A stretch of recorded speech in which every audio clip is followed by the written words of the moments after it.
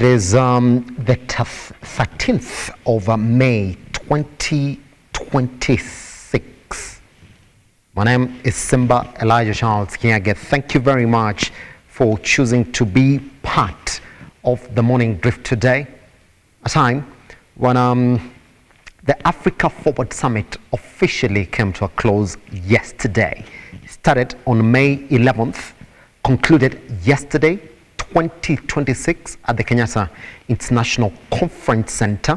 It was co-hosted with funds, was designed to move beyond the traditional aid models to what they termed as a new partnership built on equal ground. All right?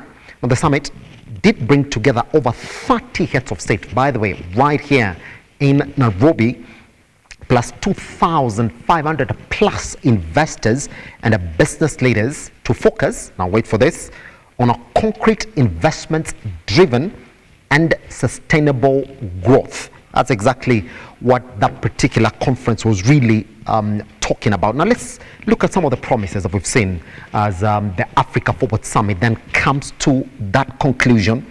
They spoke about significant investment and financial reform, talking about massive financial mobilization. The summit promised to catalyze substantial investment, with initial reports highlighting a package of about 23 billion, right? Pounds, that's around 27 billion US dollars for development projects consisting of 14 billion pounds from French companies and 9 billion pounds from African partners. That's the biggest one, 23 billion pounds in investment in Africa. Also spoke about financial and sustainable infrastructure. They also talk about global financial reform. That's what they talk about. And if you look at economic transformation and industrialization, that was a key promise from the Africa Forward Summit. They also spoke about digital technology and AI, spoke about health sovereignty and security, while local manufacturing of drugs right here within Africa to impact on a healthcare sovereignty pact, which was established to build local factories for vaccines and medicines, reducing reliance on expensive imports. Finally then, they spoke about social and sustainable focus, spoke about child online safety, a high-level side event led by Ms. Rachel Ruto, now Kenya's First Lady, and World Vision International, aimed at establishing funded, actionable protections for children and digital environments. That was the snapshot of the Africa Forward Summit, but the biggest one is that 23 billion pounds that was announced that will go into Africa investment. Guess what? We will put this summit into proper perspective in the coming weeks right here on the Morning Drift. What I do know is that we're live on our social media platforms and Look Up TV across all of them. Our hashtag is the Morning Drift. Once you then settle on that, a like, a subscription is exactly what we would appreciate of you. As usual, let's go online and see exactly what it is that you're waking up to this morning on your dailies. We're going to begin with the Daily Nation. See what has been highlighted here, and we do know what they're going to front in this newspaper. It is playing with numbers. This is what the headline here is for the Daily Nation. Talking about the disputes that are seated with the Auditor General. Now, so grips, there is a growing trend by officials, including the President, to discredit data when it's faltering to the state. All right? Auditor General, Controller of Budget, and National Bureau of Statistics have been on the receiving end of politicians. There's mistrust, there's a row over economic audit and social statistics exposes deepening mistrust between government and accountability agencies. Credibility, experts say oversight reports are promoting transparency and changing the discourse to advance better governance. That's exactly what this story is talking about. If you look here, we've highlighted this here some time before, Warehousing PS Charles Hinga disputes KNBS data showing that entire construction sector had created 77,000 jobs since 2023. And this is what he says. KNBS don't know what they are doing. We read malice from the team that compiled it, and they need to be called out. Good. Education PS Bitok also dismisses NEC report on 151,000 school dropouts from the Pioneer CPE class, saying these figures are not accurate because as a system we have achieved a 98% transition rate. We do not agree with these figures. MSAB PS Susanna Mangeni attributes audit queries of 8 billion Hustler Fund to dirty records. Now, the data used in the audit contained significant extraction error. We have since cleaned up the records, and all individual samples have verified IDs. The government also spoke on state officers have final say on numbers. When there is a dispute in any ministry, the CS is the final authority. The same applies to the whole of government when the president communicates. Do you agree? That story has been covered on page 4 and 5. But even the president has been in it. All right. Ruto also disputed the Auditor General's findings on a 50 billion not being accounted for at the Social Health Insurance Fund. And this is what he said: forget about the propaganda in the headlines of the news that we have lost some 50 billion shillings. You know, people are mad. If we lose 50 billion shillings, it means there will be nothing to pay any hospital. So you give somebody a job, and when they do their job, you come and tell them you're not doing the job properly. So why can't you fire them then? You know? Because this is exactly what it is. All right, we've highlighted this. Africa bids for energy deals with funds.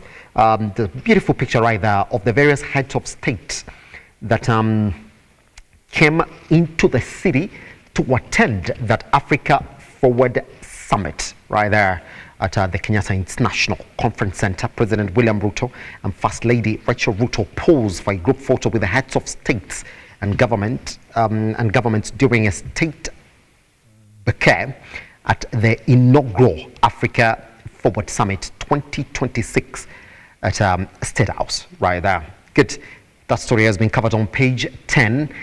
Education teenage pregnancy crisis in junior school story has been covered on page 7. While learners in junior school account for 60% of teenage pregnancies, according to a study by an educational lobby, Usawa Agenda. There are concerns of the violation of minors will worsen school dropouts. On page 12, Mavoko land cartels, fraud, force and court battles with no relief. Now, a forged signature, a manipulated register entry, or a disputed title is all it takes for decades of investment to vanish. Now, fraudsters in Mavoko have perfected the land con games, leaving investors counting heavy losses. Page 12.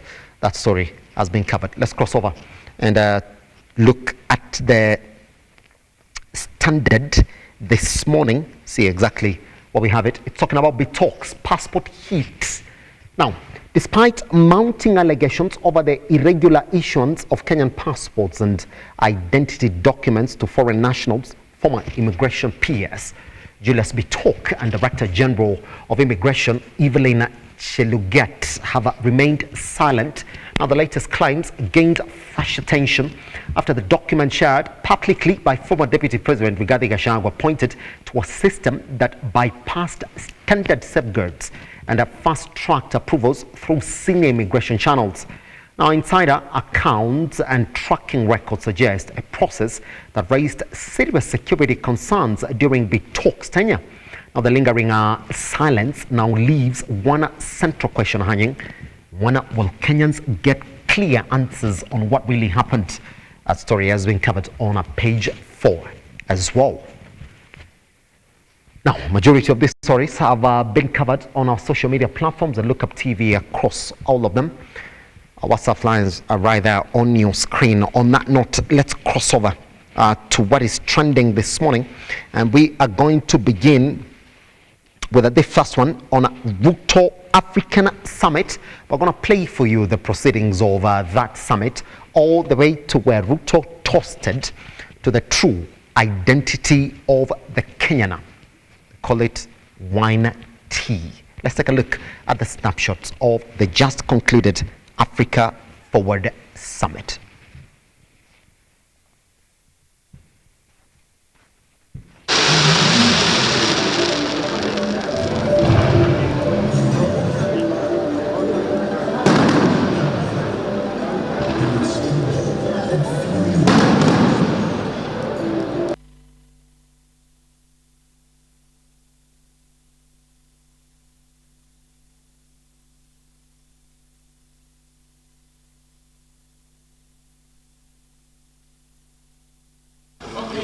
Emmanuel, thank you. Have a good evening, and I wish you a great rest. I see you tomorrow morning. See you tomorrow morning. Take care.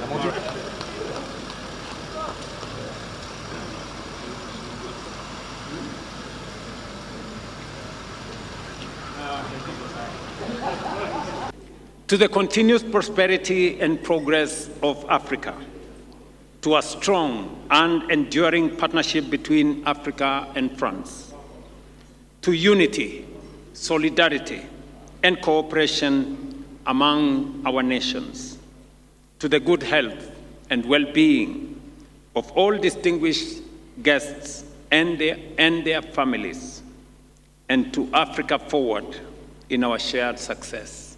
Cheers.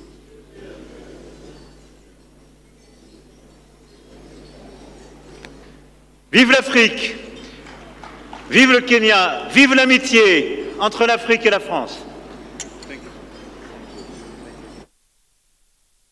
By the way, for those guys who are doubting, was whatever is in these glasses is the African tea. He called it the African wine tea. Yeah, Kenyan. Actually, Kenyan wine tea. That's what he called it when he asked his guests to take a toast to that. But if you watch that clip, not all of them tested it. Yeah, that's what happens when you decide to take a toast with Kenyan wine tea. Not all of them tested it. Now, here's the thing. I'm just going to read a couple of comments from you this morning. This is George Kabui who's saying, reject neocolonialism in the name of whatever cover-ups. Brian, as a JB Kenya, who's saying, we may differ politically, but the hosting was superb. Congratulations. Finally then, let me just read one comment. This is from Gaucho Dino this morning, who's saying, on such an event, the African statement you could have made is by attending the concert in African attire, talking about African diversity and richness on an African concert in a suit is diabolical. Anyway, what do I know? With capitalist business covered in African diversity. I've got this comment here from Colimo, who's saying, you are more than a president. Kenya is proud of you. Hongera, your excellency. I'm just going to leave it there. We're still talking about the clips that we've been getting from the African summit. So the president of France, Macron, decided that he's going to jog with the fastest man in Africa. That is Eliud. But then, if you want to know what happened, is that they ran into a group of kids and Nairobians who took note of only one man, Eliud Kipchoge. They didn't know who the French president was. Let's take a look at that clip and then come back and talk about it.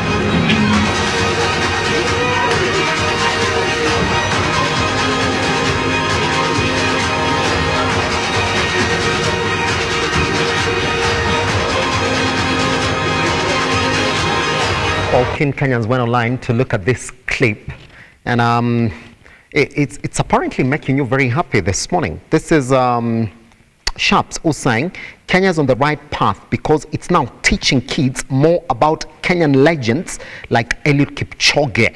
All right, Mariamu Wairimu was saying Kipchoge has earned his way to the top. There are probably more lessons you can learn from him. He is no lesser than sitting presidents. Good. Captain Dominic Omondi was saying they do not know who Makona is, man. All right. Dominic Walubengo was saying Eliud is an international icon. And then finally Victor Mapunga was saying Stake Street lets you as an agent. Well, I couldn't understand your message this morning. Finally Obino Sure was saying it's because Eliud Kipchoge makes sense to us more than the colonizer. Good. I'm going to end it there. Now, at the heart of the Africa Summit were conversations from different leaders across the country, and one of them was Wana Musalia Mudavadi. Indeed, he came and praised the way that the president conducted the Africa Summit in the country, receiving the more than 30 heads of state into the country, and he said, Songo ni bazoo, according to his own words. Let's take a look at that clip and then come back and see how you reacted to it. Kenya is respected. 30 heads of state wanakuja. 30. Tumekuwa na yeye Tanzania juzi katika state visit kule Tanzania. Mimi nataka niwaambie Mheshimiwa Rais alizungumza kwa bunge la Tanzania, mambo iliwaka. Kama ingekuwa kura, wale walikuwa na wasiwasi wakifikiri kwamba wataleta uhusiano mbaya kati ya Kenya na Tanzania, siku hiyo sijui walijikunja namna gani. Alizungumza na akaheshimika na akatoa vision ya Kenya, ya East African Community na bara la Afrika. That's it. So that's Musalia telling you that the president is quite a respected man. So do not think that you're coming in to disrupt his re-election bid in any way, if that was part of your idea. He's also been talking about how they prepared to receive the heads of state that he's talking about here. And we're going to jump into the next issue this morning. And it is one Rigathi Gachagua who's been speaking about the ongoing but the just concluded Africa Forward Summit. And this is what he's saying, that Ruto is a threat to the country just because of the way that he's conducted himself in this Africa Forward Summit. We're going to listen to him, come back and see some of your reactions that you've had, because he spoke about a variety of issues, even the 7 billion Mao Summit funding deal, which he said it is corruption enshrined. Let's take a look. William Ruto has hosted some world leaders and known African dictators to get an affirmation and a breather in the reality that he is one-term president and get a reprieve of the political pressure in the country. The African Forward Summit happening in Nairobi is just a sideshow of Mr. William Ruto to hoodwink Kenyans on the matters that affect them. But what is coming out of it is nothing for the Kenyan people.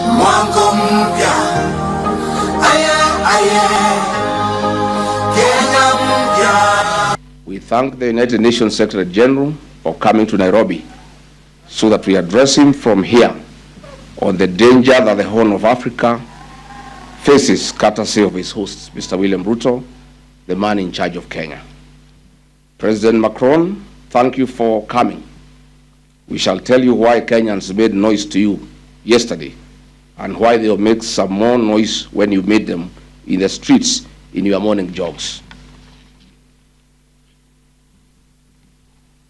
Unknown to Antonio Guterres and Emmanuel Macron, we won't let them know whom they are dining with. Mr. William Ruto, a man who is the greatest disrespecter of the rule of law, the greatest human rights violator, a vicious man a callous character, a con master, and a practicing dictator on internship from African dictators like Samia Suluhu, Yoweri Museveni, and his contemporaries from other African countries, especially the ones dining at State House now for a talk show. Mr. Guterres, be informed that President William Ruto is the greatest threat to Kenyan democracy and human rights violation. Kenya has become a haven of state-sponsored goonism and political intolerance. Ahead of the 10th August 2027 polls, Kenya risks to have over 2 million goons in the streets, courtesy of William Ruto's creation. Kenya risks the Haiti route. Women and children are tortured and attacked in churches with live ammunitions, tear gas canisters, and the brutality of clubs and machetes, not once, not twice. Well, lots of comments around this. I'm just going to sample your comments this morning. This is Perpetua, who's saying Reggie G is doing the God's work, disrupting the system. Thank you very much, Perpetua, this morning. I'm also going to look at a couple of comments that are on this particular thread. This is Mbunya, who's saying Brigadier Gachagua has serious allegations about President Ruto. Right? Reggie G, intel is getting out of hand and the president is completely unmasked.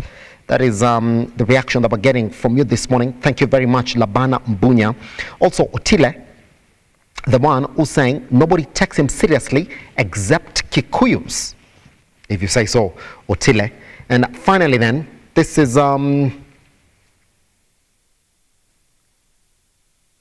Mwalimu Muthisia, who's saying the good thing is that you are talking of allegations. Who in his or a right state of mental faculties can listen to Gachagua and believe him? That's the question that Mwalimu Muthisia is asking this morning as well. We cross over to the next one, which is essentially on Museveni, also sworn in as the president of the Republic of Uganda. Let's take a look at how that ceremony went down and then come see some of your reactions from that ceremony. By the way, President Uhuru Kenyatta was in attendance. Let's take a look. He is accompanied by the Chief of Defense Forces and Senior Presidential Advisor for Special Operations, General Muhoozi Kainerugaba, and the Parade Commander, Brigadier General John Bosco Asinguza. I, Yoweri Kaguta Museveni, swear in the name of the Almighty God that I shall faithfully exercise the functions of the President of Uganda and shall uphold, preserve, protect and defend the Constitution and observe the laws of Uganda, and that I shall promote the welfare of the people of Uganda. So help me God.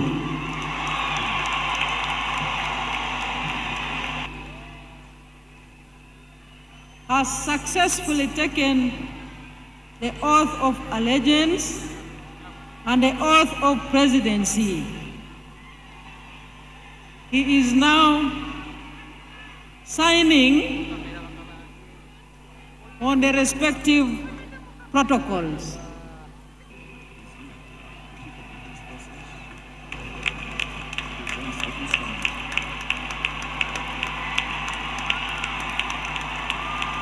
Right, there's a lot of your reactions that are coming from that ceremony that went down yesterday. And I will just read a couple of your comments here. We do have a couple of Kenyan leaders then who attended that particular ceremony. We do know that Kenyan Vice President Kithure Kindiki, was in attendance. There's just a lot that this is Kizuku who's saying it's a shame that Kenya is in attendance at this event. It's also a shame that I am seeing President Uhuru Kenyatta in attendance. I'm going to read another one as well. This is Kevin Matthew who's saying to Uganda their business, to Africa our democracy. We wish him the very best. Finally then, Anna Myra, this morning, was saying the people of Uganda need to interrogate their leadership. You can't have a lifetime president. Democracy in question. Good. Now, we're going to move away then from that and look at the last one this morning before we jump into our big conversation this morning.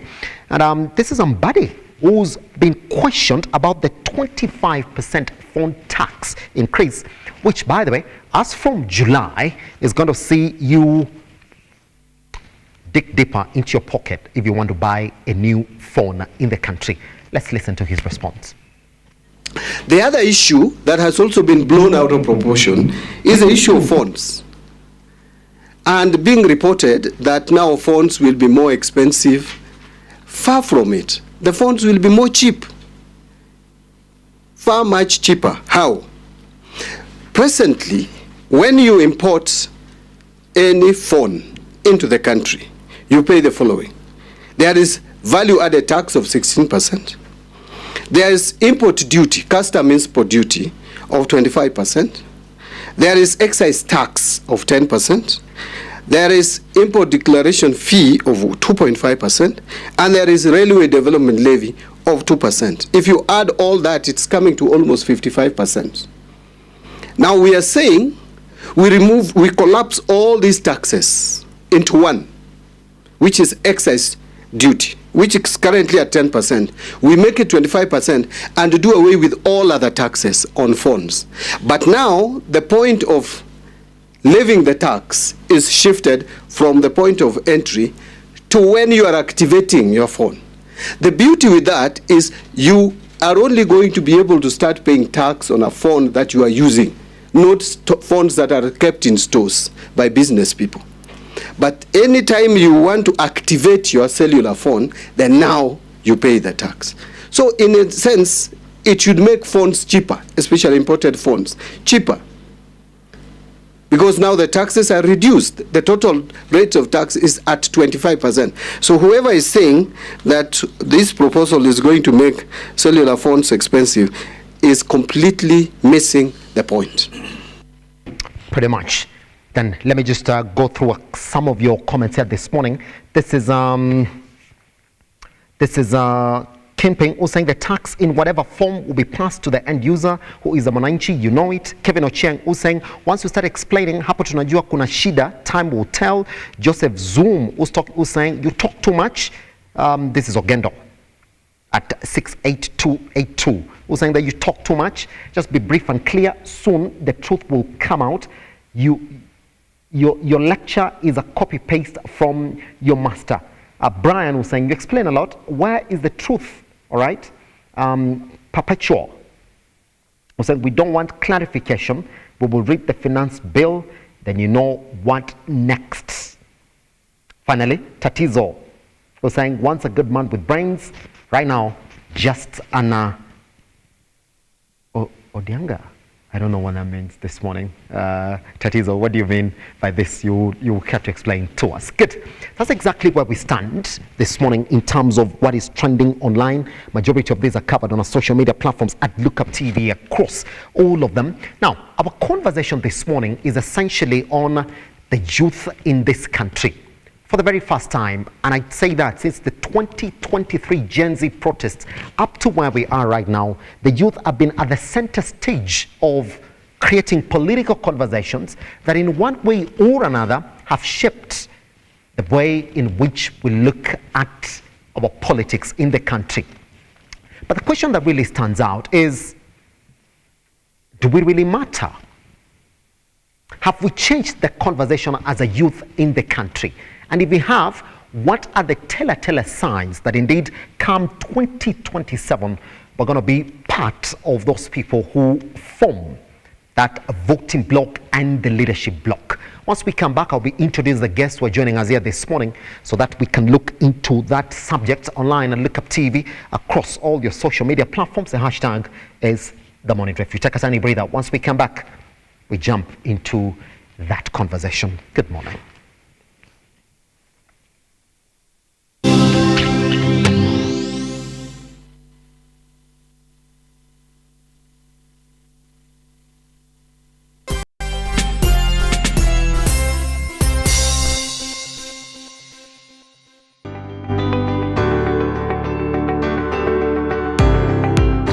taarifa zinapochipuka na kutufikia papa hapa kwenye makao makuu ya chumba cha habari cha runinga ya Look Up. Kwenye taifa, kwenye serikali, kwenye bunge, tunajitosa hadi kwenye sauti ya wenyeji ili kupata tu maoni ya wenyeji kuhusu masuala haya yanayochipuka. Maana hii kitu inaenda kuumiza Mkenya kwa tax. Hakuna kitu tunafurahia. Nothing. Absolutely nothing. Sisi tunaumia, si ati tunaumia ile ya kiukweli. Juu maisha ni ngumu. Na bila shaka tunapata maoni yao ili sauti yao ipate kusikika.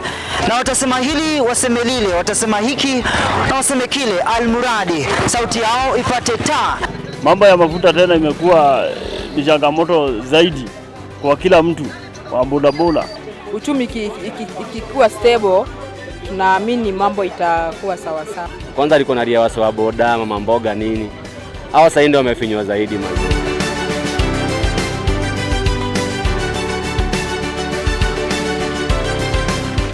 Mpenzi mtazamaji, hii ni bunge la wenyeji.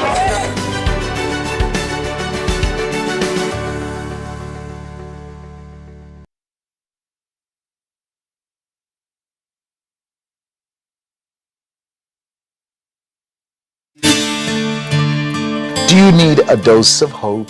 If so, you are in the right place. We think of ourselves around here as hope dealers, delivering truth, power, and inspiration to hearts and minds all over the world. If nothing else has worked for you, why not give the God thing a try? For it's in the presence of God that you'll find everything that you need. Amen.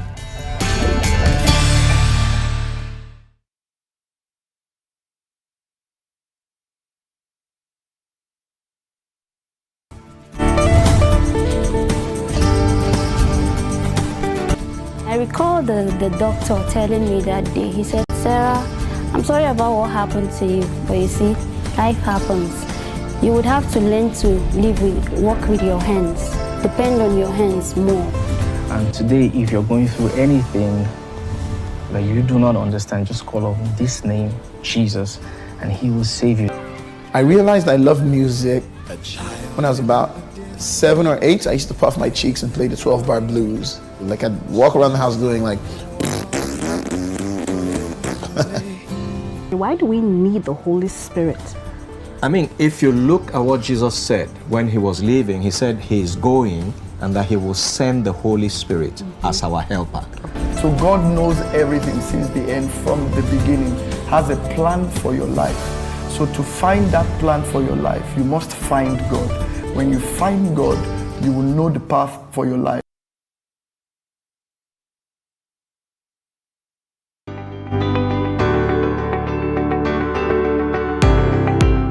Taarifa zinapochipuka na kutufikia papa hapa kwenye makao makuu ya chumba cha habari cha runinga ya Look Up. Kwenye taifa, kwenye serikali, kwenye bunge, tunajitosa hadi kwenye sauti ya wenyeji ili kupata tu maoni ya wenyeji kuhusu masuala haya yanayochipuka. Maana hii kitu inaenda kuumiza Mkenya kwa tax. Hakuna kitu tunafurahia. Nothing. Absolutely nothing. Sisi tunaumia, si ati tunaumia ile ya kiukweli. Juu maisha ni ngumu. Na bila shaka tunapata maoni yao ili sauti yao ipate kusikika.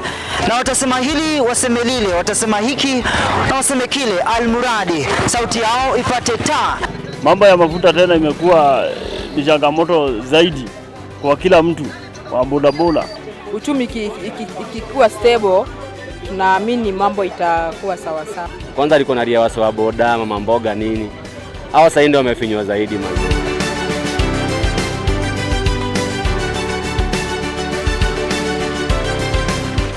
Mpenzi mtazamaji, hii ni bunge la wenyeji.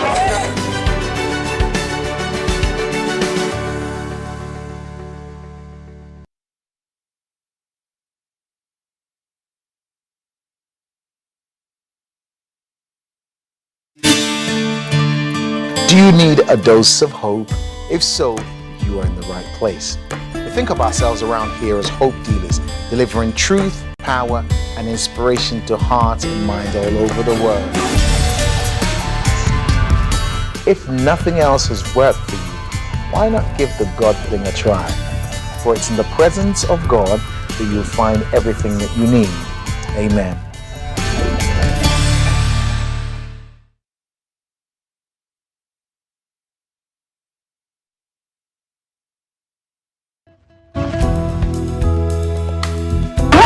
is it for you to forgive someone who has hurt you?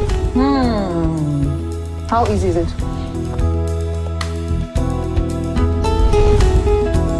What are some tips, a person can apply to improve their public speaking skills? We all have personality lazy somewhere around us. In my mind, whenever I'm invited for a public speaking event, I don't like to put a lot of, accessories or too many colors. What are the major things to look out when choosing a school for a child? Another cheesy conversation starter is, men do this a lot. Men look familiar. Have we met before? No.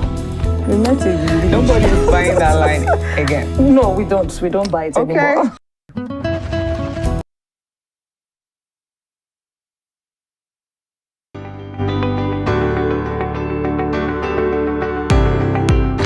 Taarifa zinapochipuka na kutufikia papa hapa kwenye makao makuu ya chumba cha habari cha runinga ya Lookup, kwenye taifa, kwenye serikali, kwenye bunge, tunajitosa hadi kwenye sauti ya wenyeji ili kupata tu maoni ya wenyeji kuhusu masuala haya yanayochipuka. Maana hii kitu inaenda kuumiza Mkenya kwa tax. Hakuna kitu tunafurahia. Nothing. Absolutely nothing. Sisi tunaumia, si ati tunaumia ile ya kiukweli. Juu maisha ni ngumu. Na bila shaka tunapata maoni yao ili sauti yao ipate kusikika. Na watasema hili, waseme lile, watasema hiki, na waseme kile, almuradi sauti yao ipate taa. Mambo ya mafuta tena imekuwa ni changamoto zaidi kwa kila mtu wa bodaboda. Uchumi ikikuwa stable, tunaamini mambo itakuwa sawa sawa. Kwanza liko na ria wasa wa boda, mama mboga nini. Hawa sasa ndio wamefinywa zaidi mazuri.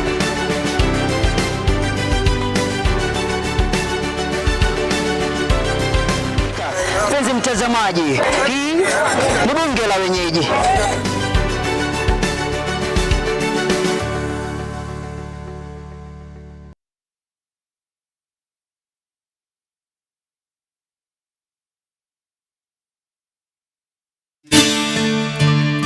Do you need a dose of hope?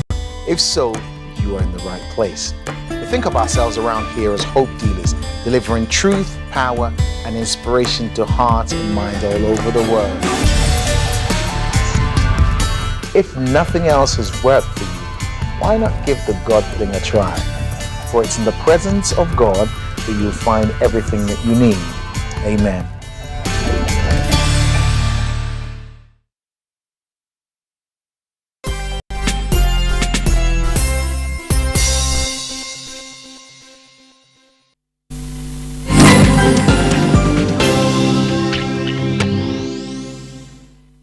What crime did the Gen Z commit? They express themselves, and we expect them to express themselves. You know, we must live with this reality, that the world has changed. Governance is operating in a different context, and that we are a democracy.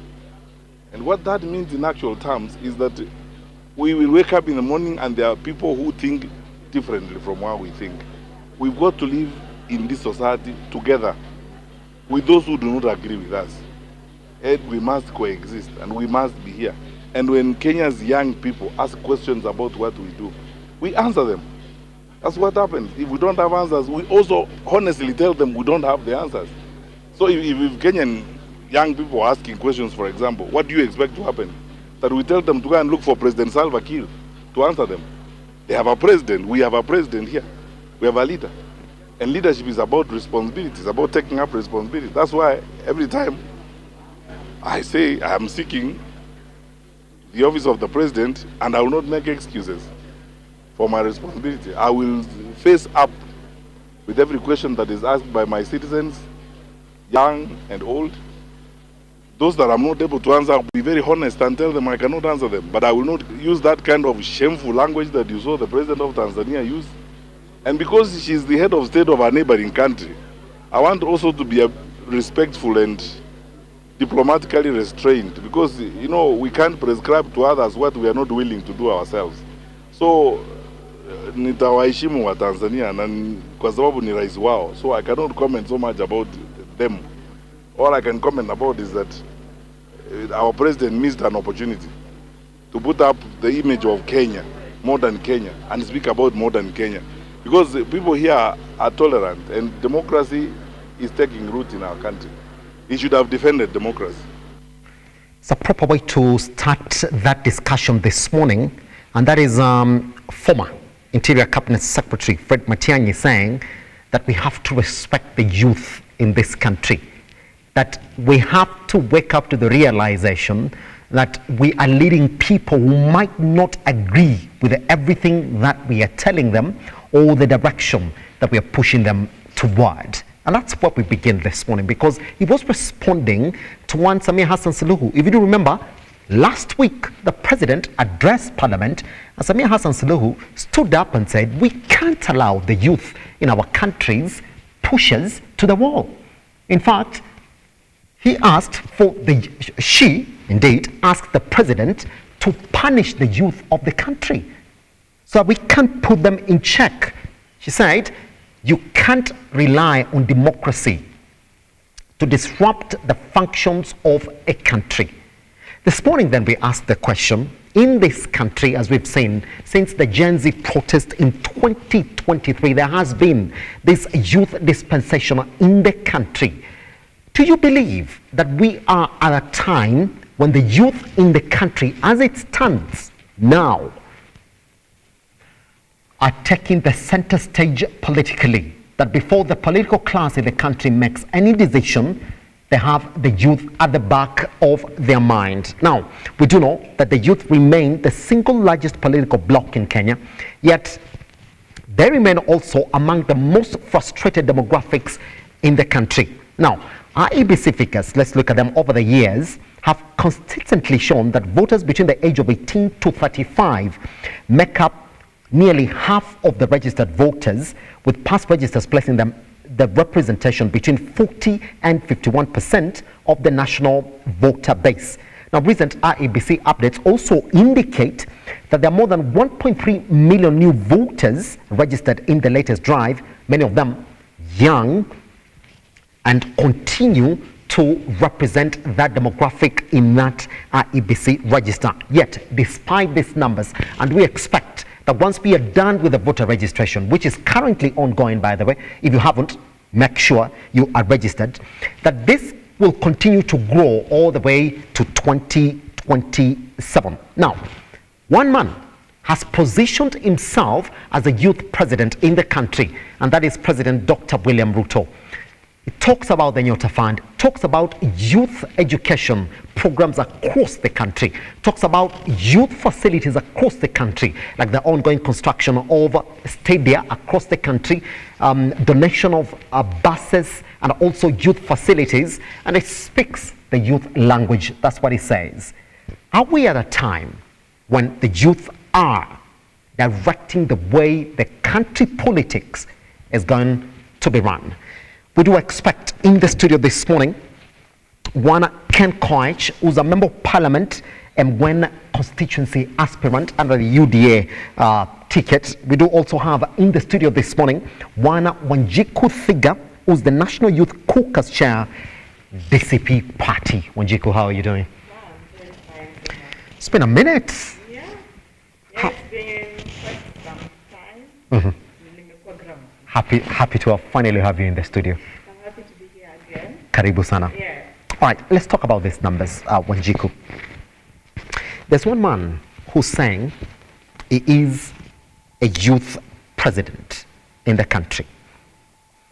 And every time he speaks, he never forgets to mention the youth agenda in the country. But for the very first time in the country, we're seeing funds like the Nyota Fund drive that has put 50,000 in the pockets of youth who want to start businesses across the country. I'll keep on counting. Sports funding across the country, digital economy promises, youth empowerment drives, creative industry support, and public appearances in youth spaces. Now, Ruto has also attempted to build direct engagement with Gen Z and millennials in the country. Gotta continue. Now, in this, speaking during the launch of the Nyota program, and I'll remind you what it says, that in this, young people, we have the future of our nation. That's what he says. In another address, he goes on to say he's warned politicians against exploiting youth, saying, there's a quote, "Youth are not political pawns and cannot be misused." Now, under the Nyota initiative, goes on to say, government announced plans targeting more than 800,000 youth through businesses support, training and grants, with some beneficiaries expected to receive a starting capital of 50,000 shillings. So Wanjiku, ask the question that we are asking this morning, that you can see what the president is talking about, the push that the president has in the youth agenda in the country. First, before you respond to all these things that the youth, that the president is doing to the youth, do you finally believe that the youth have gotten that voice that we have been crying for, to the extent that the political class in the country, in every of their conversations, the youth have to be part of their speeches? Let's first start with the clip that we opened this morning of one Dr. Fred Matiang'i, who's warning the president of Tanzania, Samia Hassan Suluhu, to respect the youth of this country, then move forward and respond to my question. SIMBA, it's quite interesting to hear President Ruto being called the youth president. After actually just going on live and calling us criminals in 2024. He commanded us to be shot dead. He has commanded us to be abducted. I am actually a survivor of this brutal regime that is actually against the young people of this country. Yes. He's been on record. Yes. That young people should be shot. Yes, Wanjiku, I'm going to have to slightly then intervene again. My sound technicians again tell me that we have a slight issue with that Wanjiku sound this morning. In fact, then as we wait for this to be sorted out this morning, we're going to go and play that clip for Samia Hassan Suluhu first, addressing the president of the Republic of the country, that is the President Dr. William Ruto, when he was in the Tanzanian parliament, asking the president to discipline the youth in the country so that we do not have their problems spiraling over into Tanzania. Let's take a look. Hatuna haja ya kugawana. Hatuna haja ya kushangilia maovu yanayotokea upande mmoja na upande wa pili wakashangilia. Sisi yanapotokea maovu Kenya ni maovu yetu, tushirikiane kuyaondoa. Yanapotokea maovu Tanzania vivyo hivyo. Leo tulikuwa tunazungumza na Rais Ruto asubuhi. Tukaa tunazungumza jinsi ya kudeal na hawa watoto wetu watovu wa adabu wanaojiita nani hilo jina hao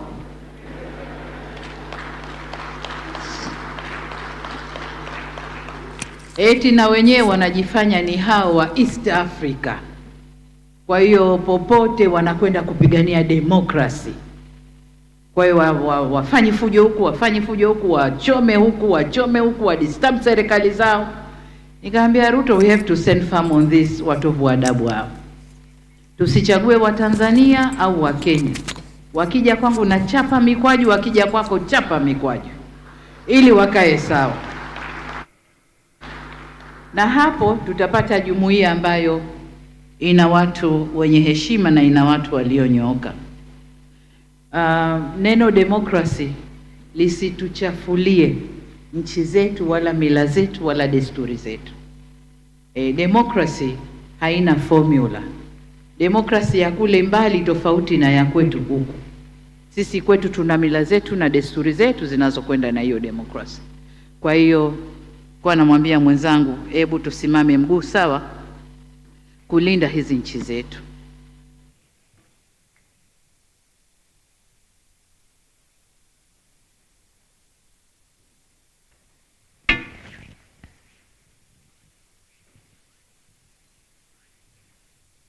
Shangilia maovu yanayotokea upande mmoja na upande wa pili wakashangilia.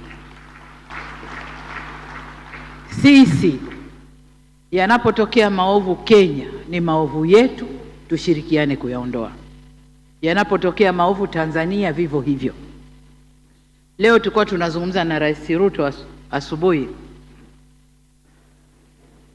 Tukaa tunazungumza jinsi ya kudeal na hawa watoto wetu watovu wa adabu wanaojiita nani hilo jina hao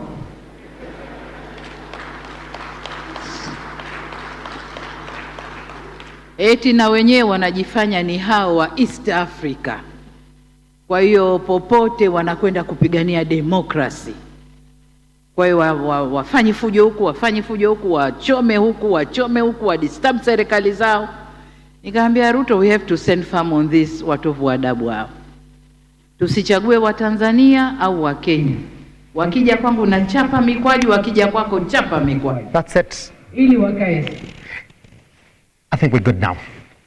And this is part of our discussion this morning. So, Wanjiku, we're going to start with the first question of the president really pushing very hard to speak the language of the youth in the country.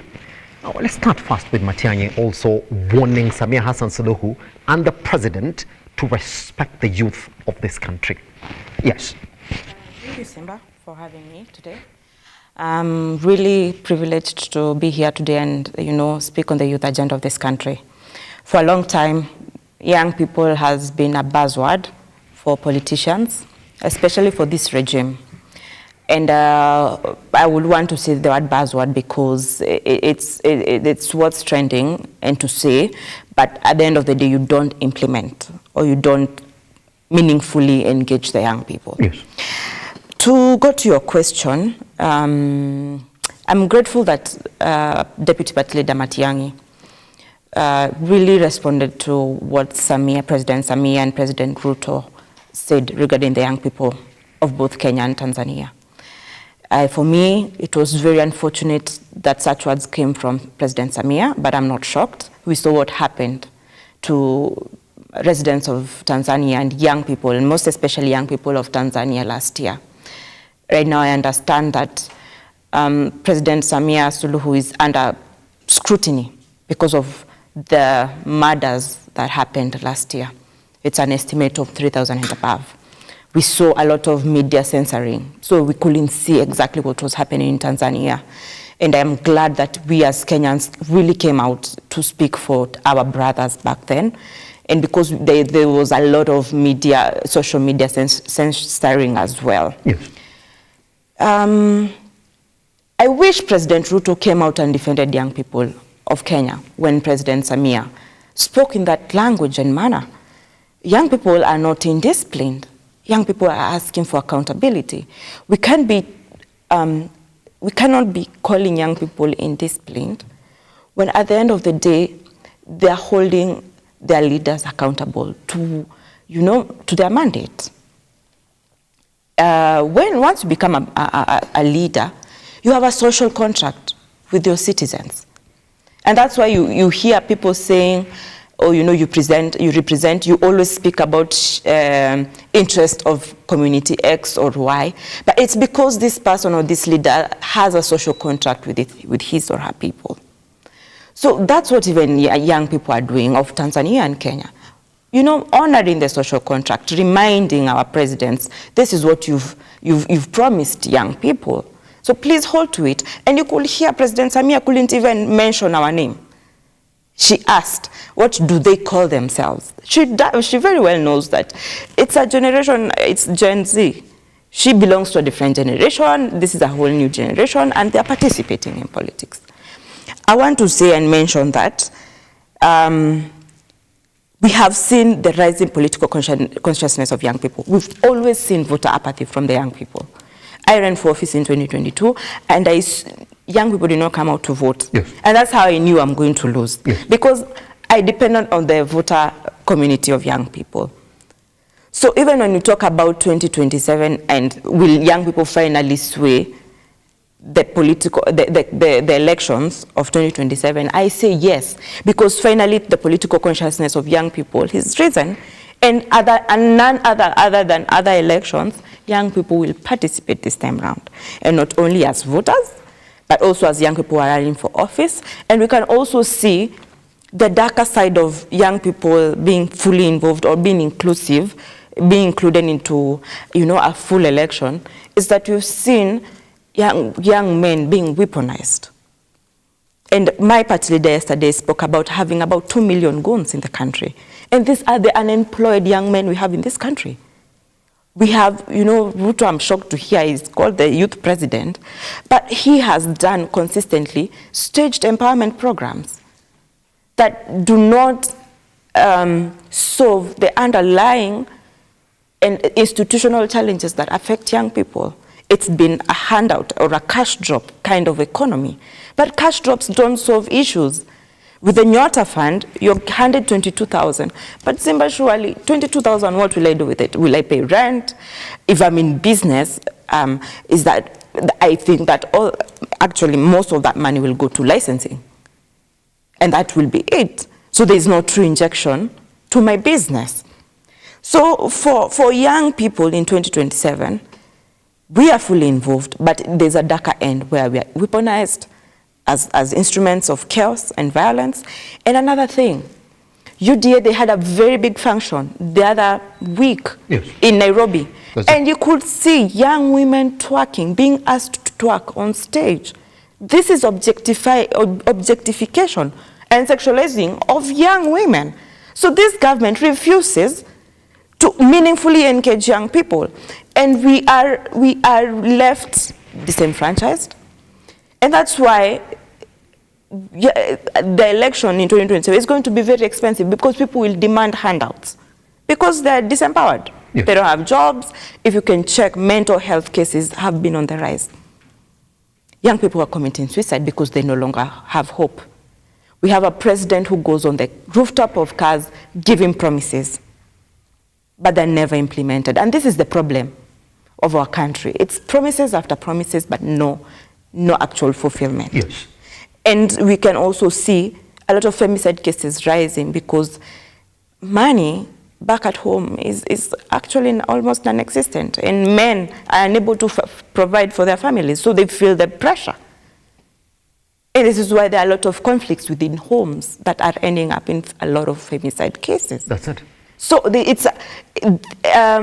economic deprivation of young people has spiraled out and keeps spiraling out, and we're having so many social issues today. That's it. Yeah. Here's what your critics are saying, and I have to put it to you, Wanjiku, this morning, that ideally, when you look at the alternative candidates that are getting presented to the youth currently as it is, that you can count all of them, Wanjiku, including your party leader, that they have done little to nothing to address some of the issues that the youth are currently facing in the country. But to a larger degree, that the president can bring to book some of the things that is done across the country. You might discredit the Nyota Fund, as you're saying, but your critics will also tell you that, well, your 50,000 that you're saying will not open a business, it's not the kind of business that it was intended to do. They also tell you that this Nyota program is targeting 800,000 youth in the country. Some of them are getting trained, some of them are getting told about how to save money, about how to invest, that in one way or another, when the rubber meets the road, that the president has got numbers that he can give to you this morning. The 50,000. Yes. And actually it's given in Faces, they've only been given one batch, 22,000, and we know this government doesn't hold promises. We don't know if they'll be given the next batch of 22,000. Another thing, Simba, is to say that President Ruto can say he has done X and X for young people, yes, but 22,000, it's a young person kwenda kuuza smoky na pineapple na watermelon kwa street. Is this why young people went to school? We see his sons investing, driving cars worth millions, but a young person will give only 22,000, Simba? No, we want reforms. Yes. The intern teachers that were taken in, he has never employed them. Huyu ni mtoto wa mama mboga, wa bodaboda, kijana wa bodaboda. And this is our problem, that young people are not being institutionalized. These problems are not being solved systematically. That's why you are saying these cash drops are not helping Kenyans. We would like to see institutionalized and systematic solutions. Healthcare is not even working for young people. Let's talk about capitation and education. Young people were thrown, the other week, young people were sent back home. And the president had gave a decree, all young people should be accepted in schools. But schools are not working because they're not receiving their capitation. We've seen universities that have gone down, giants like University of, Moi University. They have gone down because of starving funding of education in this country. SIMBA, day in, day out, as we continue living in this country, money is being withdrawn. Like e-Citizen, the other day, 6.7 billion was withdrawn. And it was sent to a private account. Money that should be serving Kenyans. Taxpayers' money. Where is this money going? We are asking for questions. We are asking questions, and there are no answers given. This money should be funding our country, but it's not. It's going to people's pockets. So no, cash drops cannot solve our issues. We need real solutions, Simba. Yes. Yeah, and that's what we are asking for. Yes. In terms of bringing him to book, that's exactly what we're looking at. We're looking at on a broader perspective. You can even start with Matiang'i coming to say, well, respect the youth of this country. They've got the right to ask these questions. They don't have to agree with us. We have to accommodate them. That you can see that there's a sound of certain leaders going for a top political seat in the country who are saying, well, respect the youth. But when you see what Ruto is doing, Ruto is saying that, well, majority of these projects that I'm running across the country, some of them are directed directly towards the youth of this country. When he goes in and opens the stadia, when he goes in and donates buses for football teams across the country, is that not a youth agenda? In donating buses, maybe that passed me. Yes, he did. It was in Kisii. Okay. Donated one to Shabana FC. Well, that's just one bus. Yes. How many football teams do you have across the country? But just to say this, and I've heard you speak about the opposition leaders are not doing as much. That's it. And contributing much to the country.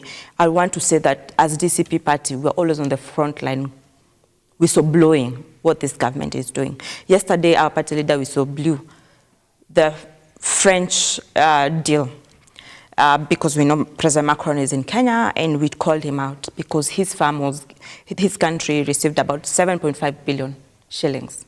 And this is money that was taken from fuel levy funding that we have that is supposed to maintain our roads and everything in our country, and it was given to his country because there was a deal, there was a contract that when President Ruto came to power, they cancelled that tender. And like all clauses, there's a clause that protects, tendering processes. Yes. And when they disrupted this, they cancelled that tender. There's an amount you are supposed to reward. And the tender went to China. Now, you see, such monies that are withdrawn from Kenyan economy.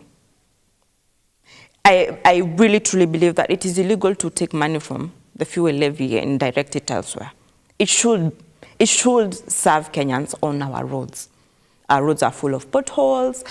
We know there are even other projects of roads that are ongoing in the country. That's what they should be financing. But our workers' opposition continues to whistleblow what's happening to the economy of Kenya, what's happening affecting the young people. Let's talk about what happened in Mandera. 6 people were killed, 7 are in hospital because of the Jubaland forces. This is the opposition contributing directly to our country, speaking about what's happening, opening eyes of Kenyans and young people. Now the finance bill is here. We've just received the finance bill. I just want to start going through it. I want to highlight to Kenyans what is wrong with it, what is not wrong with it. Are we for it or are we going to reject it? Yes. That is how we are contributing to this conversation, because the instruments of power, the resourcing is with state. They're the only people who can be able to directly, inject and, transform the country. But for us as opposition is to ensure that we keep calling out, make recommendations so that our country can be better. And I want to say this, which we've seen is a major highlight for us, was that the president has used about 90 billion in 3 years in power, while Uhuru's administration used 100 billion in 10 years. What is he doing with this money? Well, Kenya's ecosystem is failing and crashing. Nothing is working, Simba. Not healthcare, not education, yes, not agriculture. So many things are starving. So we, like every young person, we are asking the same questions. We've started documenting the lies that the president has given us over years. Because we are calling them lies, but if he decides to act on what he had promised, then it's for our benefit as young people. And that's what we are doing as opposition. Yes. If we hold him to account, if we say you said X and he did not do, then he does, that's it. Then that's truly a direct output of the opposition. Yes. And you've seen President Matiang'i defended us when Ruto and Samia held hands and condemned the participation of young people instead of championing and asking young people, yes, we are glad that you're here and asking us questions, then let's see how we can move forward. Instead is to condemn us and call us indisciplined, yet we are not. In Uganda, we've seen President Yoweri Museveni yesterday was sworn in 7th term. 7. Here in Kenya, even refused Ruto to go for the 2nd term. This other guy is going for 7th term. Why? Because also the voices of young people in Uganda have been oppressed. They have been silenced. We've seen their dissent is not protected, but democracy must protect dissent.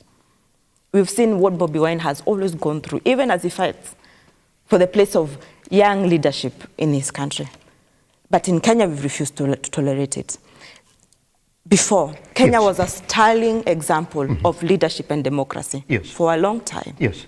We can see in East Africa, democracy is demarcating. And I hear and listen to our president and boast and say, if you look at Tanzania and look at, Uganda or Somalia, Kenya is doing better. But those are not people who we are at par. We can't compare ourselves with such nations. We've always been ahead. We've always looked ahead to better, democracies in the world and compared ourselves with them. But comparing ourselves with democracies that haven't been doing well, that's where the rain started beating us. So if you look at the critics as well, Wanjiku, this morning, that at the end of the day, we got to look at a scorecard. Yes. And say, well, this is exactly what you promised, and this is what you tried to do, or this is what you delivered. So we're talking about youth being part and parcel of the political conversation in the country. And the best way they can be part of that, number one, is that we have to see a sustained push for the youth in this country to register with the intention of voting come 2027. Wanjiku, let me take you back to 2023 if you can. If we look at those numbers, they were not really good numbers. 14 million Kenyans went out to vote out of the 22 million registered voters. But again, if you look at that voter register, the young people who were on that register were below 10 million. Meaning that in as much as we keep on recognizing that we are the majority in this country, in terms of those who are eligible to vote, we do not go out to register to vote, number one. And then number two, even this just concluded exercise as well, mirrored the same trend that is in that IEBC register, where IEBC came in and confirmed that, well, more adults in this country are registering to vote than the young people. So even as we sit here, Wanjiku, and say, well, we've gone through the Gen Z protest in 2023, the youth are now having a conversation in this country, you would have thought that this message would have gotten the youth of this country for them to go in, take their voters' cards and register to vote. They aren't doing that. And now this is exactly what they're saying, that there's no messaging either from DCP, either from Matiang'i, either from Rigathi Gachagua, talking to the youth the way the youth need to spoken to, that nobody is carrying the youth message. Simba, we have done our part, and I agree we need to do more. Yes. In encouraging young people to register as voters. Yes. With the current concluded ACVR, we had about 2.3 million young people register. For me, that is a huge message of hope It's a huge message of hope because 2.3 million young people did actually take part within just a month. The registration process is ongoing until 2027. Also know that we are working with Gen Zs. They are last minuters. The people who run, even assignments, you will give somebody an assignment for 2 weeks, they'll do it on the final day.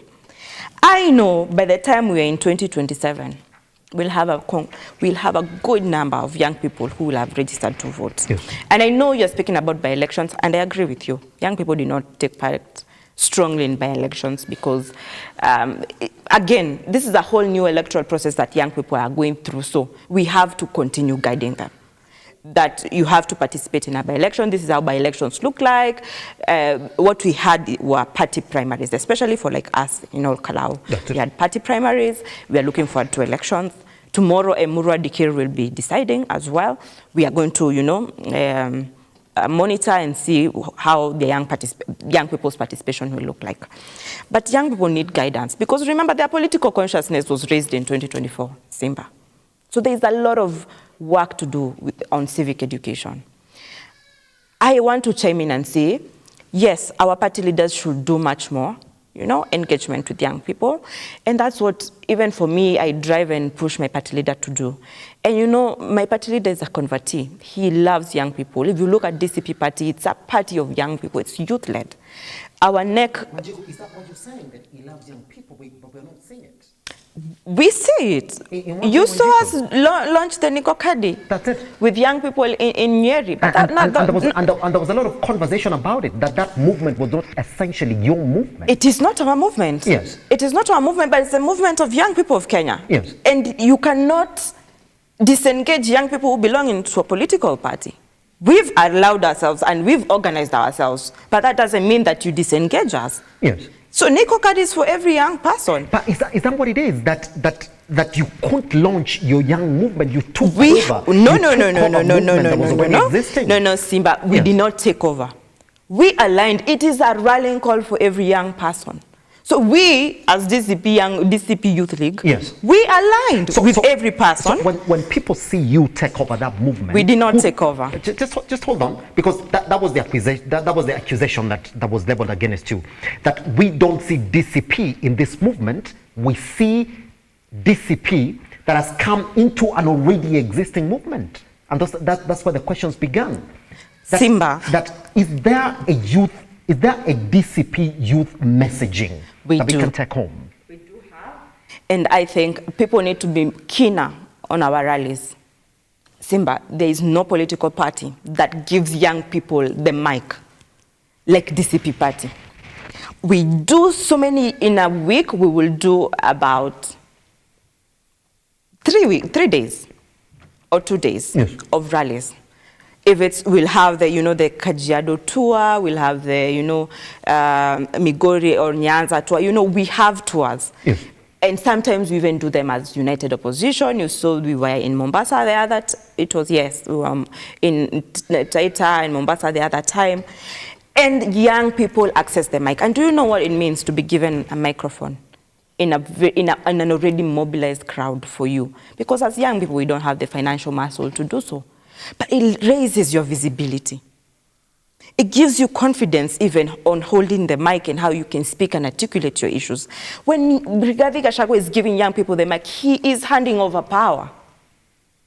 And let me tell you, in politics, power is never given. You're supposed to take it. But Rigathi Gachagua, he's using his place as an apex in politics in Kenya to hand over power and give young people opportunities and platforms. I can assure you, you've never seen any young person speak in a UDA rally. Yes. It is usually the president speaking alone. But United Opposition gives young people the microphone. So there is the DCP youth messaging. And we did not take over Nikokadi. We aligned because we already were emphasizing and telling young people we have to register as voters. And you know what? Young people are saying Nikokadi. Yes. Hata sisi tukokadi. Even as young people who believe and are organizing in political parties, tukokadi pia. We did not hijack a movement. We aligned. We did not even fight it. Yes. Because we would have chosen to fight it. But no, we are all unifying in one goal. Yes. That Ruto must go, that we must see merited leaders. And as for DCP Youth League, we are having a lot of young people running for office. And I am preparing them for 2027. Because I don't want, we ensure that young people are voted in. And kumbe, they've already taken up the vices of the political legislators we have today. Yes. So we are preparing also for a new generation of leadership post-2027. Yes. Because I tell young people every day, nobody's going to come and save us. We have to do this job ourselves. That's it. So we have to go to counties. Yes. Because that's where pilferage and corruption is highest.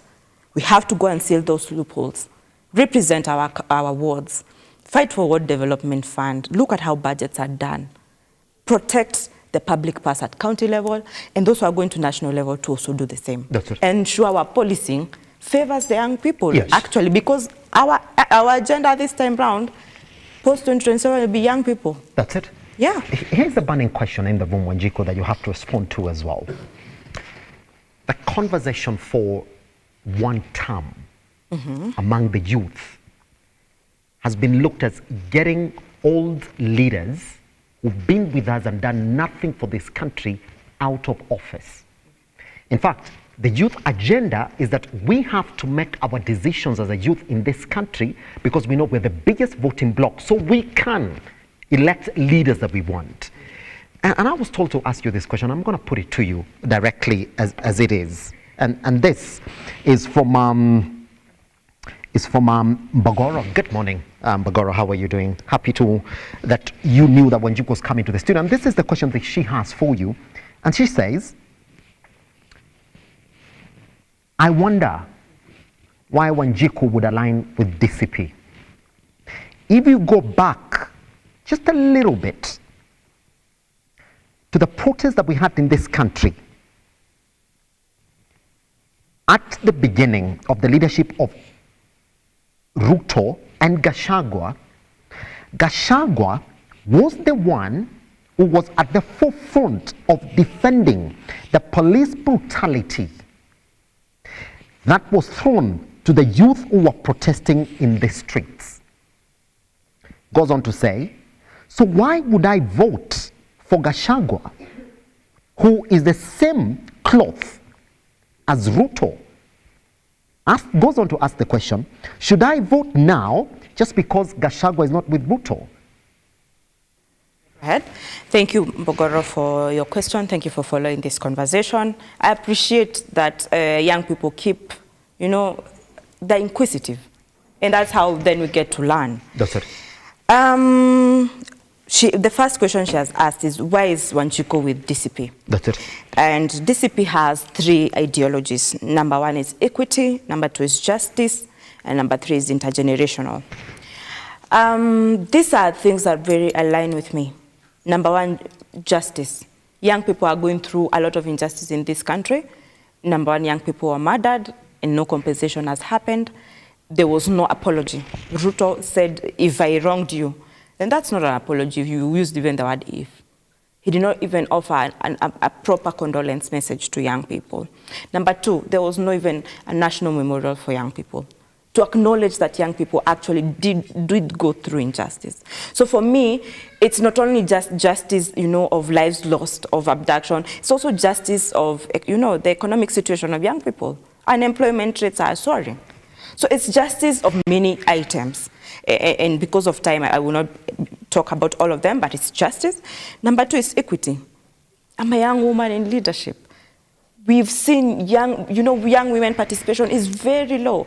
But in DCP, I was given an opportunity to lead. People actually expected somebody over 35, number 1, and a man to be given this role. But His Excellency Rigathi Gachagua gave a young person under 35 and gave a young woman who has the grassroots experience in politics, and who's actually even done a lot of fellowships in leadership, who has strengthened her capacity to be able to lead at such a platform.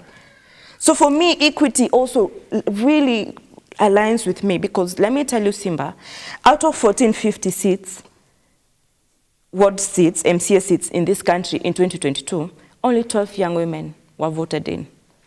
Only 12. So you can see young women participation in politics is very low, but DCP is very cognizant of that and it's supporting young women in leadership. And number 3, intergenerational. I know, and you've just spoken about it, that young people, you know, with the one-time agenda want everyone gone. That's it. But it's impossible. Because we cannot lead alone.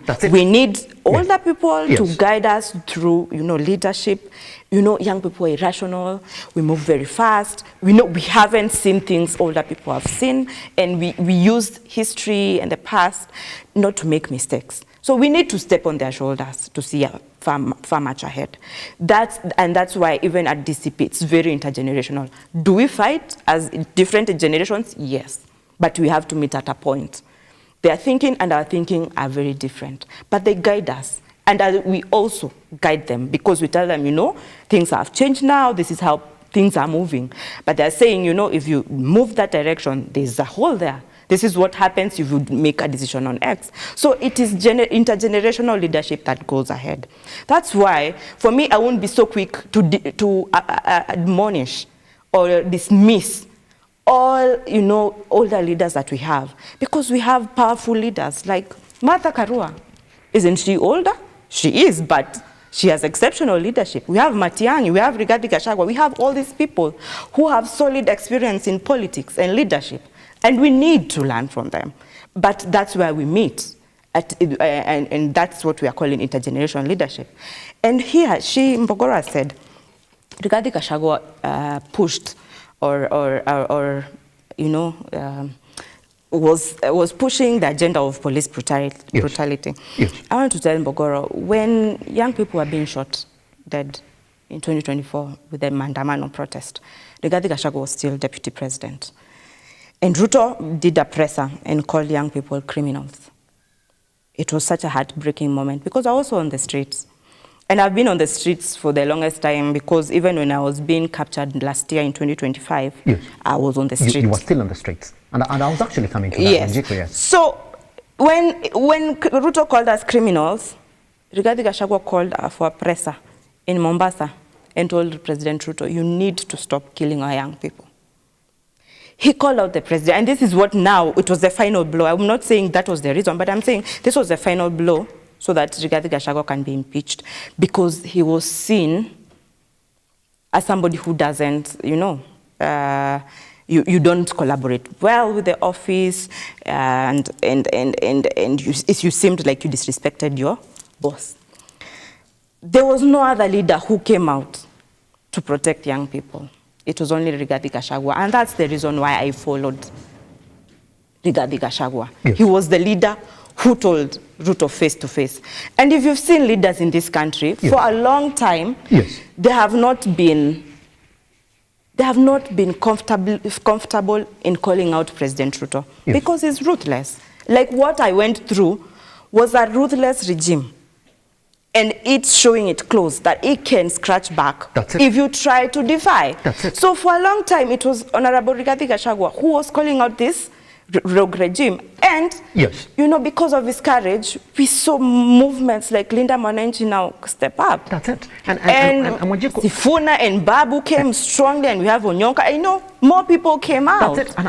And I'm sorry for cutting you short, because this is the conversation we're talking about this morning. The young people need to have a voice. Let me take you back to at the height of the Gen Z protest in this country, at the beginning of the Gen Z protest in this country.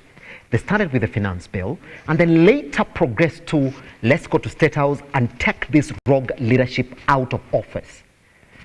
Wanjiku, you were part and parcel of that movement. And I'm going to ask you this question. Had we called for an election in 2023, we know very well which side you could have voted. Because if we were part of those protests that later grew to let's take this rogue government out of office, then everybody knows that every young person during that period, they knew exactly what their minds were, they knew exactly what they were championing for in the country. So that is essentially what led to the rise of the Gen Z movement in the country and the rise of the youth voices in Kenya like we've never seen it before in this country. Never seen it before. to the point that youth went all the way to parliament and said, we own this house, we need you out. Because the way you live in this country is wrong. Yeah. Wanjiku, if you were part of that movement, what changed? And at what point did it change that now Wanjiku is a vocal Rigathi Gachagua speaker? What changed is that we organized ourselves. You see, this country is led through systems. Political party is a system. We want to overrun the system, and we can only do that through a political party. Political parties are powerful. Kenyans vote along political parties. And as young people, we know that. And we're not going to go against the grain. We are going to go with the flow.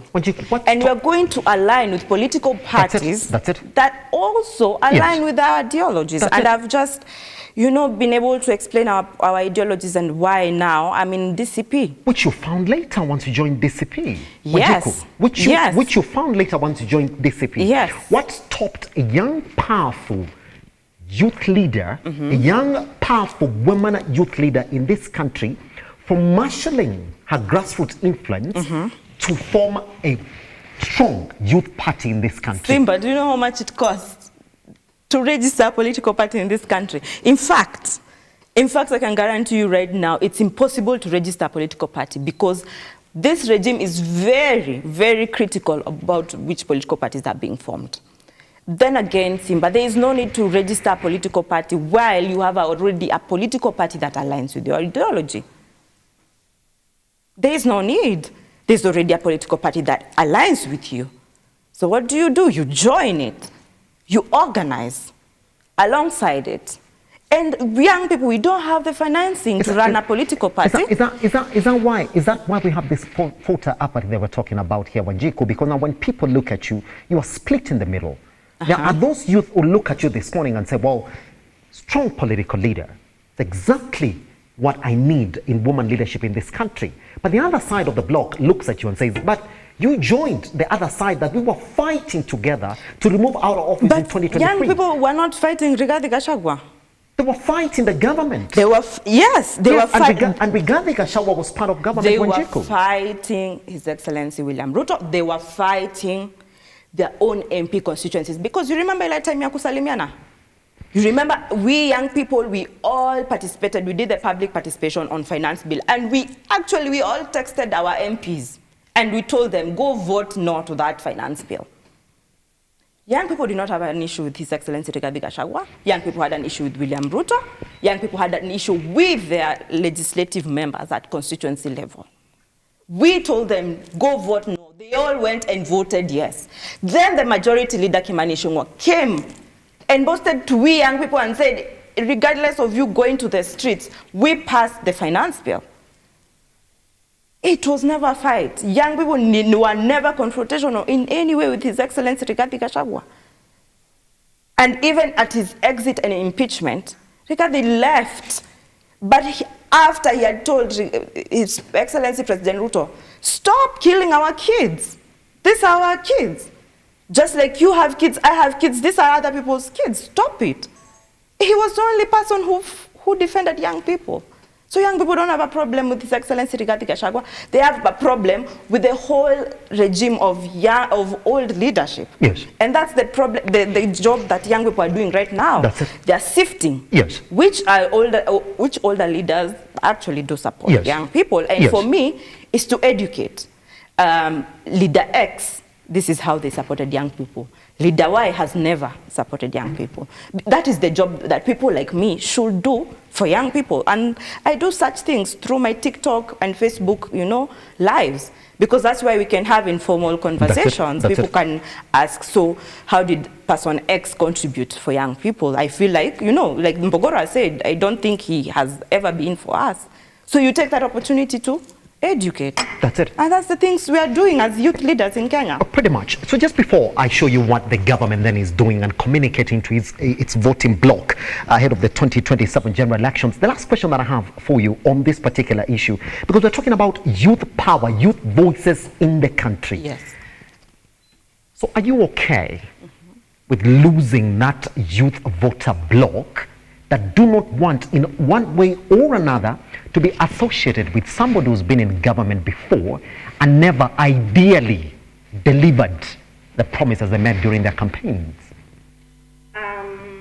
First of all, Simba, I want To say this, as United, we are not just DCP, we are United Opposition Government, and we have about now 6-7 political parties. We know by 2027 there will be more political parties that have already decided on which coalition they will be on.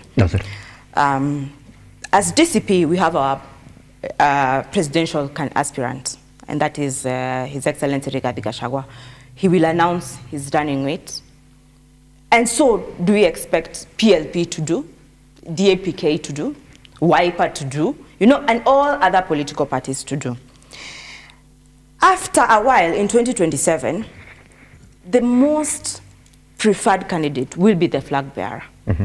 Will it be Rigathi Gachagua? I don't know. Will it be Kalonzo Musyoka? I don't know. Yes.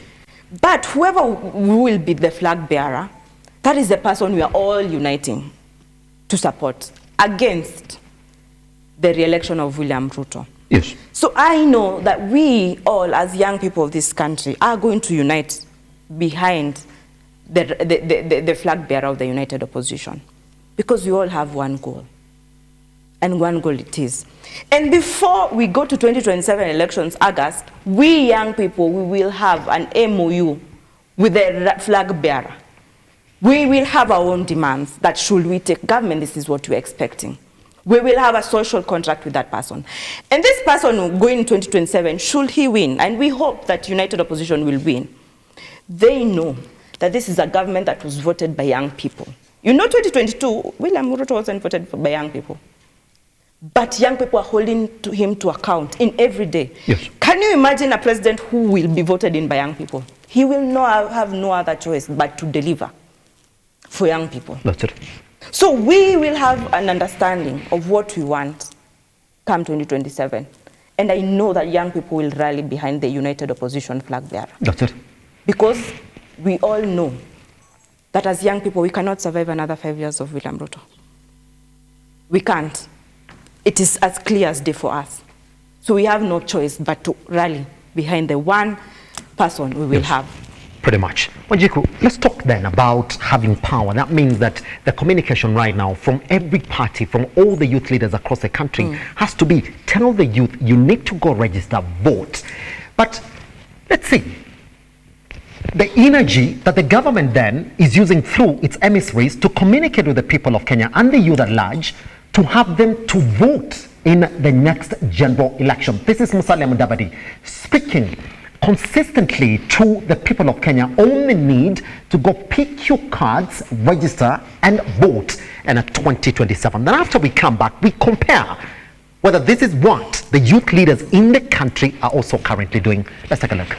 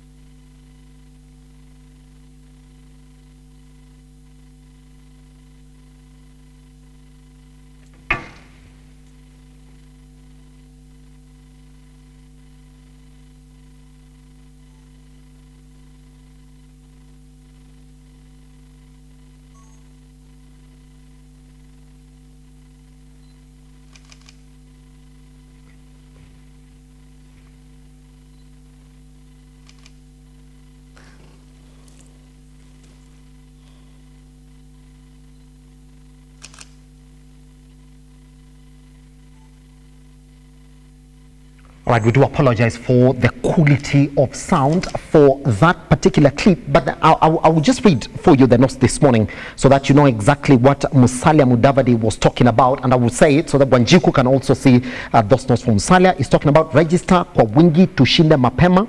All right. Prime Cabinet Secretary Musalia Mudavadi is urging supporters of President William Ruto to register as voters in large numbers ahead of the 2027 general election. All right. He says a massive turnout will guarantee a landslide victory for President Ruto, making it difficult for anyone to challenge the results in a court. Well, his remarks have sparked wide reactions online, with Kenyans debating the early mobilization strategy as political campaigns continue to gain momentum ahead of 2027. Wanjiku, this is what your critics are saying, that the only messaging that should be coming from you right now, as opposed to the one-term politics, as opposed to this is what President William Ruto has not done, is to you as youth leaders across the country to go right on the ground and make sure that IEBC register come August 2027 is 90%, is 70% young people and 30% adults. Because unless it reflects that percentage of the national population, then you are not getting William Ruto out of office. Is that what the reality is? Simba, thank you for that question. What Mudavadi is doing is, you know, it's democratic. And I actually agree with him calling young people to also register wakuwe kadi. Yes. But for us, young people are registering so that we can make Ruto one term. And that's why we are registering in big numbers. As youth leaders from political parties, actually, Simba, we've come together and we have a coalition called Coalition of Opposition Youth Leagues. Yes. Cool. That's what we call ourselves. And we have just created a strategy on how we're going to go on ground in different counties and in our different strongholds. Because like every other political party, a political party has a strong base where it has the most supporters. So we are piggy banking on each other's, you know, strong base, so that we are able to go there and, you know, do our rallies with the rallying call of you know, register to vote. And, you know, the one term, you know, one term is a slogan. So, and we don't keep speaking about one term. One term is just a slogan that we work and with, because we do much more than just speak about one term. We speak about, you know, when we so blow a lot of things that are happening in this country with the RSF. Like yesterday, we gave media a list of names of people who have been given passports, but are people who are wanted. Yes. So for us, we do much more than just the one term, but one term is a slogan that overarches our whole movement. And I agree, we've been having, you know, financial challenges. You know, like DCP doesn't access the political parties fund. So we have to depend on our political party leader, you know, friends and people who support DCP. So we don't have the kind of money, you know, a political party like UDA or ODM will have, because, you know, they enjoy the majority in parliament. So that means that they have most of the money. Even Jubilee actually even enjoys quite some money from the political parties fund. Yes. So also that limits how much we want to do, but with the little resourcing that we have, we try to do our best. So we extend ourselves with the little financial resources that we have. Yes. But young people should expect to see us, even without the party leaders, just youth leaders of different political parties moving around, speaking to our own community, to ask them to register to vote. Yes. And I agree with you, 70% of the ABC list should be young people in 2027. Because if we want to have the youth agenda properly implemented in 2027 moving forward, then the only people who can do this for us are fellow leaders who will be in parliament, yes, who will have instruments of power, and not parliament and counties, but we'll want even cabinet secretaries to be young people, ambassadors, parastatal heads. There's so many opportunities that, if they're well done, yes, can push the youth agenda. And I spoke about it earlier. how to institutionalize solutions for young people. Like even when we get into power, the interns should now be confirmed.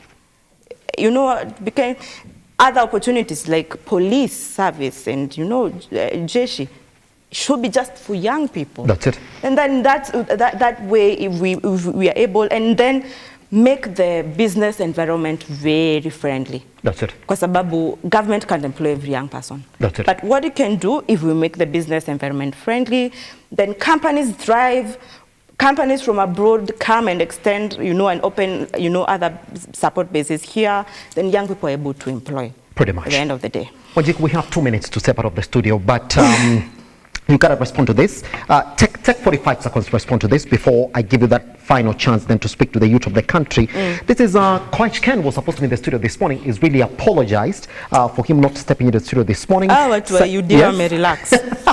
Let me just read the message. It says, nimekuwa kwa meeting na waziri on matters National Youth Council elections preparation from 7 a.m. I thought tungemaliza mapema, bado naweza pata session, but kwa sahi apologize. If I come in, I'll be 1 hour late, which is actually true because we're stepping out of the studio. But he says this, I'm watching online, but kindly, WANJIKU should tell you that the only reason she is in DCP and fighting for DCP affairs is because she has been promised a position in government.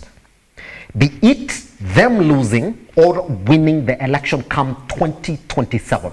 Goes on to say, and that is the problem for majority of the youth in this country. You promise them a position, they stop following their ideals. You can't speak about me, you can't make conclusions about why I'm fighting for this country and the place of young people. Like, he doesn't even know me. I started fighting way earlier than before. Me, I was on the streets even in 2023. Yes. Even before being in DCP. I'm not people like Asmoel who have been compromised already and Aliona. Yes. Yeah, so that should be the last time he tries to purport things for me. Yes. Yeah, he shouldn't speak on my behalf. No position promised. I am actually, I've said, there's nobody who's going to come save young people. We have to do the job ourselves. Yes. Yes. Ken, you say why you had to come and attend this show, man? I can't defend you because I'm just going to read whatever it is that you've said this morning. Guess what? I'm going to give you 15 seconds then. If you have this chance, because you can see the competition that you're facing, the likes of Musalia Mudavadi on the ground, the government is on the ground making sure that people register and vote for William Ruto in 2027. I'm going to give you 15 seconds before we step out. What is your message to the young people of this country this morning, WANJIKU, in as regards them having a youth voice come in at 2027 and beyond? Okay. Yes. I want to tell the young people of this country this. Yes. We must organize, especially politically. Politics is a game of numbers. And for us, we have to win 2027. It's a do or die moment for us. We have to come out as large numbers. For those who haven't registered to vote, by the way, kuwa kadi. By the way, it's not a joke, kuwa kadi, number one. Number two, let's participate meaningfully within the electoral process. Don't be a goon. These people are using us. You will be left with a criminal record, by the way, after this government leaves. It will be your life.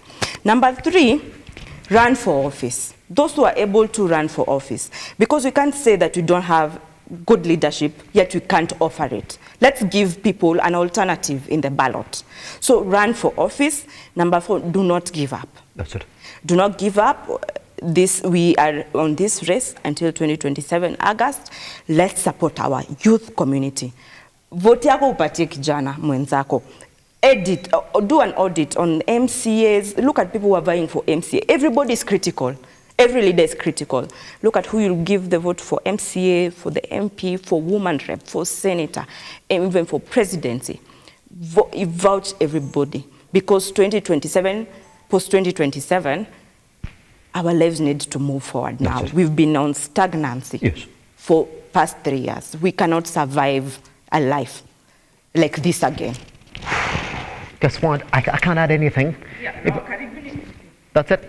If you hadn't heard from WANJIKU this morning, then I do not know exactly what to add. Guess what? Tech Online, back to the time that you joined us right here in the studio this morning at Look Up TV across all your social media platforms. Our WhatsApp lines are right there on your screen. For those who I was not able to read their sentiments and their comments in the studio this morning, you know what to do. We'll be with you again tomorrow for another conversation. For me right now, it's a good morning and goodbye. See you tomorrow again.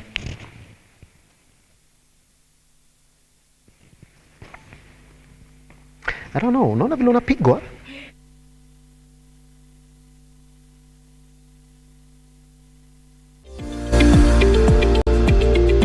We value your feedback and welcome your complaints about our programming and operations.